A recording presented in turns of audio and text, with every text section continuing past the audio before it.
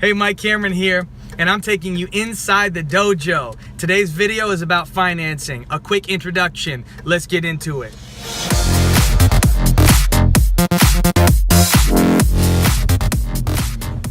Okay, so let's get right back into it. I'm going to recap what we already know. This unit is an introduction to finance, right? How important is financing to real estate? Very important. What's the statistic I provided to you? Close to how much percent of Americans? 90% of Americans have to finance the purchase of real property. So we know that financing is the lifeblood of what? Sales, of real estate sales. And sales is the lifeblood of what? Real estate. So no financing, no sales, no real estate. And that's what happened in 2008. So now that we're all recapped, we're going to have a quick introduction. This will set the tone for this unit. We see lien theory and title theory. It's debatable, but a lot of people think that Florida is both. And I would say that we're more of a lien theory than a title theory state. Depends on the circumstance, of course, though, but you need to know both. So let's discuss it right now. It really dictates, depending on what state you live in.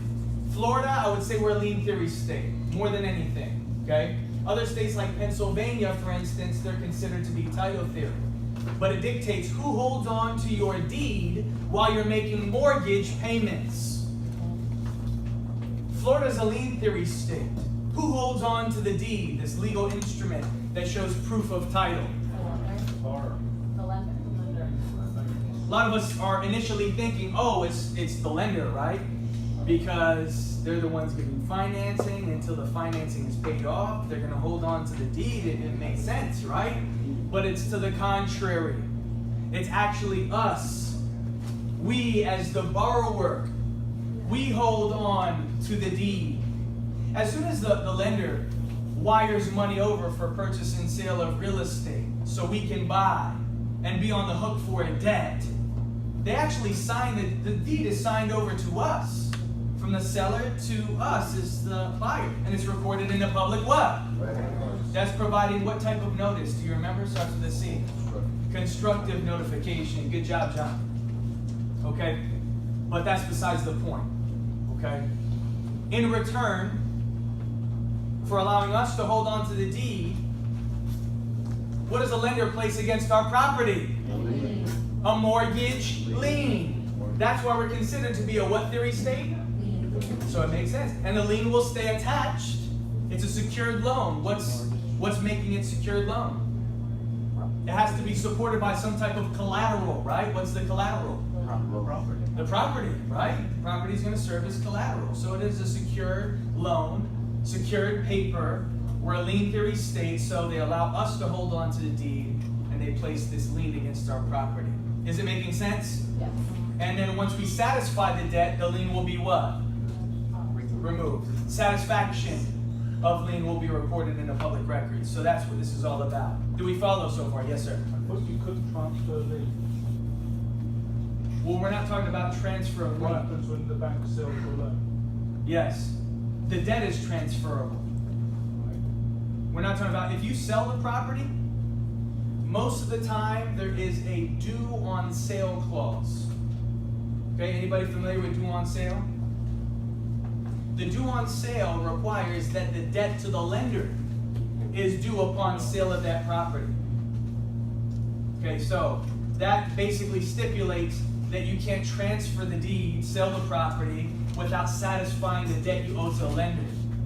But the mortgage itself is transferable all day. Okay? Who holds on to the paper? Who's responsible for collecting the debt with the interest, the mortgage payment, servicing the loan?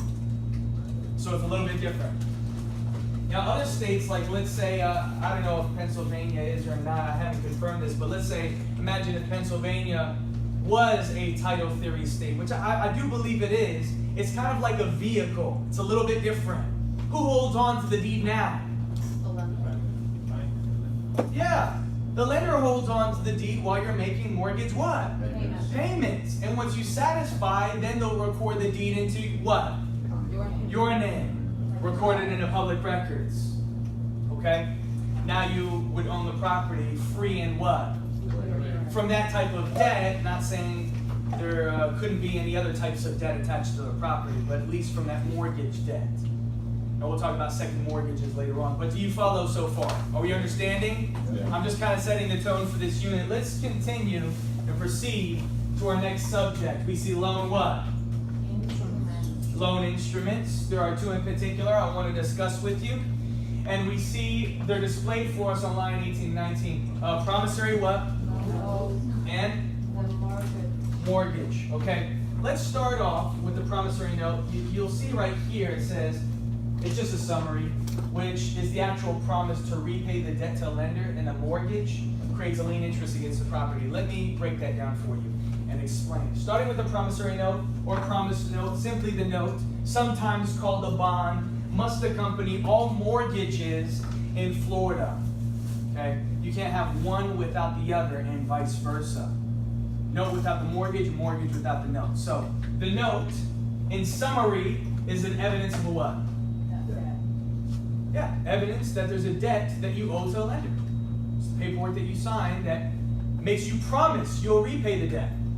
And it tells you everything you need to know about the debt that you promise to repay. Does that make sense? And if you move further down, you'll see the details of it. Like what's displayed on the note, line 26, you can highlight this. The amount of the debt, what? Repayment method, term, or time period to what? So it tells you everything you need to know about the debt that you promised to repay. Now, remember, notes must accompany all mortgages in Florida. You can't have one without the other. What is the mortgage? There's a misconception. What do you think the mortgage is? What is the mortgage? Most of us, yes, is this misconception. We think, oh, the mortgage is the loan. It's the money you're receiving from the bank to purchase the property. It's a common mistake thinking that. The mortgage is not the loan. It's the paperwork that you sign that basically hypothecate, pledge your property as collateral for the debt. I mentioned it's a secured loan, right? So what's the paperwork that stipulates if you stop paying, I can take the property? That's the mortgage. So you have the promise to repay and the documents that stipulate if you stop paying, if you break the promise, I can take the what? I can take the property. Okay? Or force the sale. We'll talk about the details of this later on in the unit. Do you follow so far? Okay. The pledging of your property as collateral for the debt, the process of you doing so is called what? You got to know this terminology for your exams. Hypothecation. Yes, let's move on. To hypothecate, pledge. Okay. Let's move on to the next page. There's two parties to a mortgage. I want to describe these two parties to you. Who are the two parties displayed? Mortgagor. There's a whole lot of O's and a whole lot of E's throughout the textbook, right? Here's just another example of it. Now, we know if you see or at the end of the name, the title, that person is doing what? Giving or receiving? Or. They're giving. The E is the one what? Receiving. So who's the mortgagor, the lender or the borrower? The borrower. Mortgagor, I'm sorry, who is the mortgagor, the borrower or the lender? It's a common mistake to select the lender, right? Because you're thinking about the money again. You're thinking about who's giving the money. Remember, mortgage is not about the money that's given, right? Yes, exactly. The mortgage is all about the hypothecation of property, pledging your property as collateral for the debt. So who's giving the promise to repay? Who's pledging their property? Who's doing that? The lender or the borrower? Borrower. So the borrower is the mortgagor, okay? The borrower is the mortgagor who's always poor. You get it? And the mortgagee has the money. That will help you recall for exam purposes. You got it so far? Yeah. Okay, the mortgagee is the one who's receiving the promise that you're going to repay and that you're going to pledge your property as collateral for the debt. Any questions? Okay, let's continue. Satisfaction of mortgage is just like it sounds. You're satisfying your debt. You're satisfying your debt to the lender. if you live in a lien theory state, which Florida is, right? And you satisfy all your debt, what must be recorded in the public records? Well, the satisfaction must be recorded in the public records. If you live in a title theory state, what must be mailed to you, copy of, and recorded in the public records? The deed, which is proof of what? Proof of title, right? Within how much time though? This is the time frame you're going to be tested on for exam purposes, okay? You'll see it right here on line 13. Let's move on. Mortgage lien priority, we talked about this in a previous unit. If you remember, unit 9, we discussed that already. You'll see essential elements of a mortgage. I'm going to skip this part because I really want to get to the summary of the important mortgage clauses. Okay, some important mortgage stipulations. Conditions within your mortgage documents that may or may not exist. Okay? So you need to be familiar with them to determine if you want to include them or not, right? Let's go through each one together. The first one, they're not in any particular order, they're in alphabetical order. The first one is acceleration. You probably don't want this, but you probably have no choice. It allows the lender, if you stop paying, to accelerate the due date to pay it off completely. So if you're late or you're not making your mortgage payments and this clause exists within your mortgage documents, they can stipulate that we want the remaining balance paid right now, which could be what? Hundreds of thousands of dollars, right? If you don't have enough money to make your mortgage payments on time, you think you're going to have enough money to pay off the remaining balance? No. Probably not, right? So most likely will lead to what? The big F, which is more like the big F you. All right. Next we see the what? Defeasance is just like it sounds. It's when you defeat all your mortgage payments. Okay, if you live in a lien theory state, they're going to remove the lien by recording satisfaction. If you live in a title theory state, they're going to record the deed, mail you a copy of it. And we know the time frame, right? Yep. Due on sale clause, I'm going to add something here so you fully understand what it's all about. I briefly explained it a few moments ago, but let me show you something. I want you to write this down in your textbook.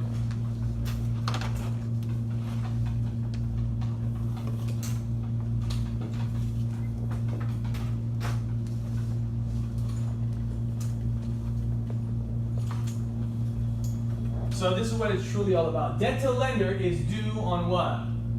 Sale. Is due upon the sale. So that means if you sell the property, the lender says you gotta satisfy all the debt you have with me. Do you follow so far? Yeah.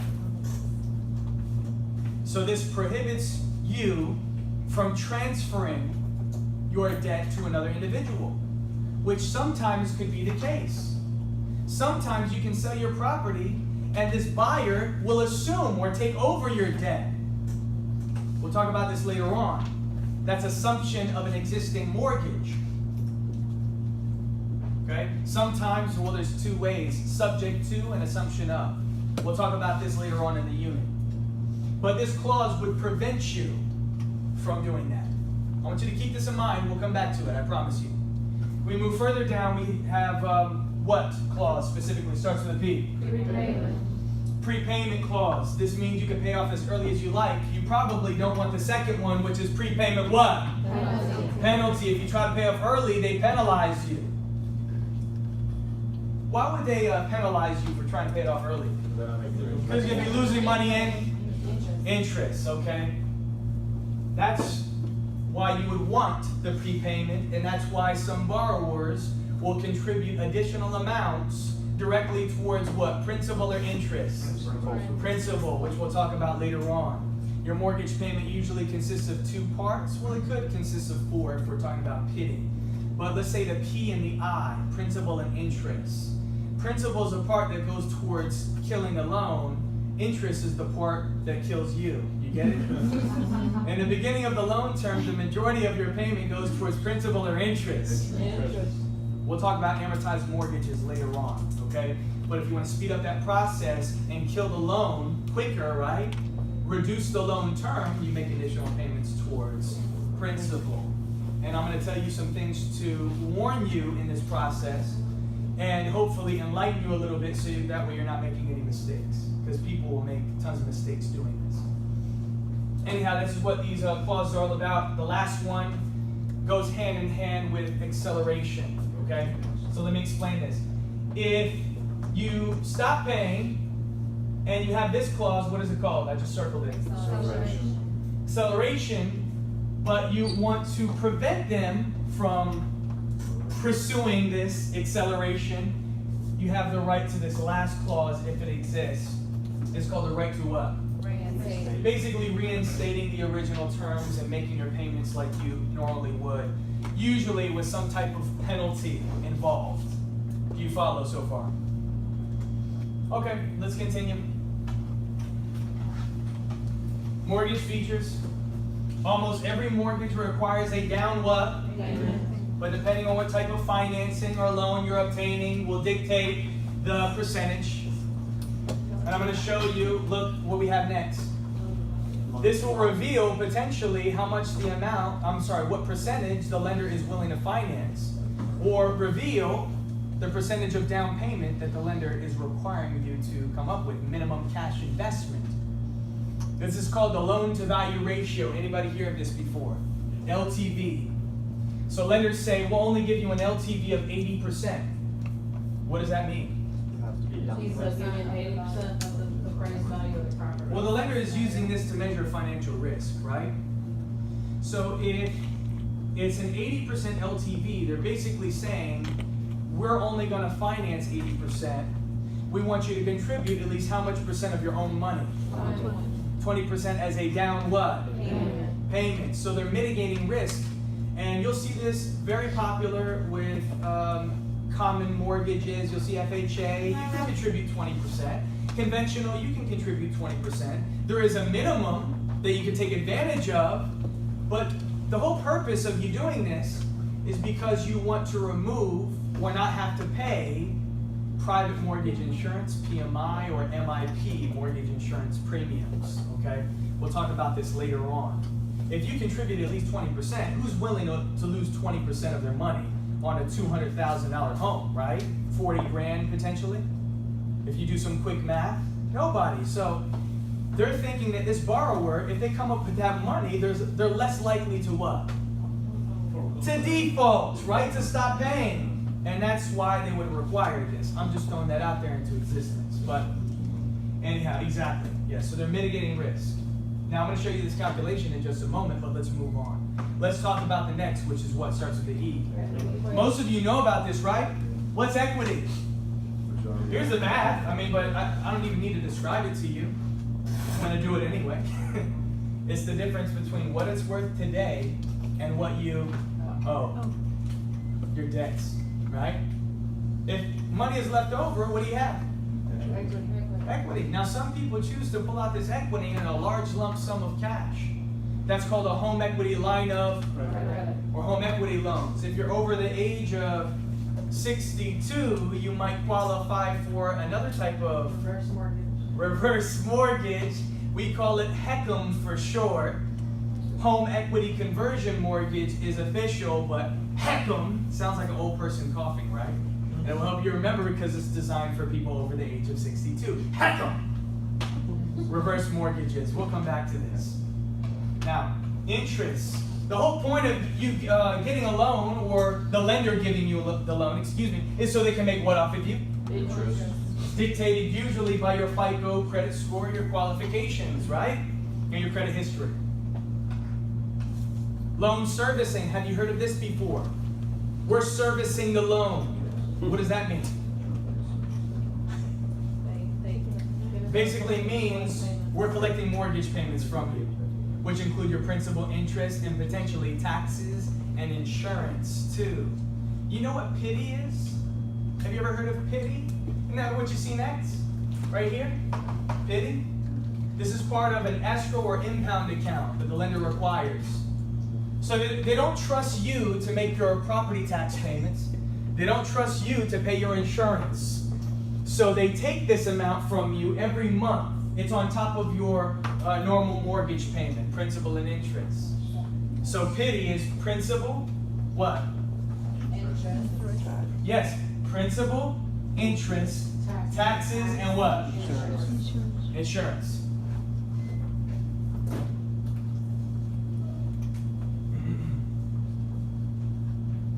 Principal, interest, taxes, and insurance. So that's what pity is all about. And you want to make sure your pity is pitiful. Right? Talk about that later on too when we discuss mortgage payments. Now that impound account for taxes and insurance, I mean, we're not talking about mortgage insurance. It's a little bit different too. Home insurance. Yeah, we're talking about homeowners insurance, hazard insurance. Do you see that? But what about MIP or PMI? Mortgage insurance to protect the bank just in case you what? Default. They want to be protected, right? Because you were unable to contribute that 20%, which they normally would require to alleviate you of that. So what do they tack on? Well, it could cost an extra few $100s every month on top of your normal mortgage payment. So you could save that money by paying that 20% down. Okay, but some people don't have the money. And here's the thing too. I've heard some videos floating around, and this guy Grant Cardone, right?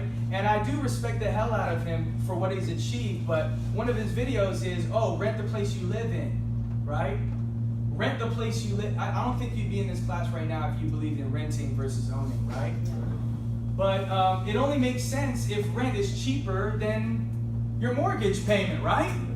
But what if your mortgage payment, I mean, you don't have to start off big, right? So he would be right if people started off with a mansion, but that's not most families, right? And it really depends on where you live too. I mean, in Central Florida, we got new construction homes for $200,000. What do you think the mortgage payment is on that? $900, maybe $1,000, something like this? What is rent going for the same type of size home? 3 bedrooms? 1,500. No, $2,000 all day, right? Well, with rent, I feel like you're throwing your money out the window. And rent, what are you doing with that money? You're just, Put it in their pocket. it's flying away from your pockets, right? So maybe that's something to consider, right, and think about. I understand his point of view, but I'm going to tell you the opposite aspect of this, the owning versus renting, and every benefit, it outweighs that point, right? So that's just something I wanted to inform you guys of. Owning is always better than renting. Now, let's continue. Do you guys agree with me? Yes. Classroom full of about 30 students, like-minded individuals. Who believes in renting versus owning? Everybody? Yeah, right? Someone else's mortgage, man. Exactly. Let's continue. Discount points. Alright, sorry about that. Alright, so next we see discount what? Discount points. Alright, have you ever heard of lenders charging points in addition to their interest to generate more of an income for themselves? Now they don't say, oh yeah, so we can make more money off of you, but that's essentially what it is. They say, hey, their current market rate of interest is this, but this is the rate that we're giving you, right? If you want to bring that rate down, then you can pay some money up front and we'll give you a better rate. But the point is that they didn't even have to charge you these points from the very beginning. Those points are negotiable that they're charging you. Now, you're a commodity. You're an investment as a borrower.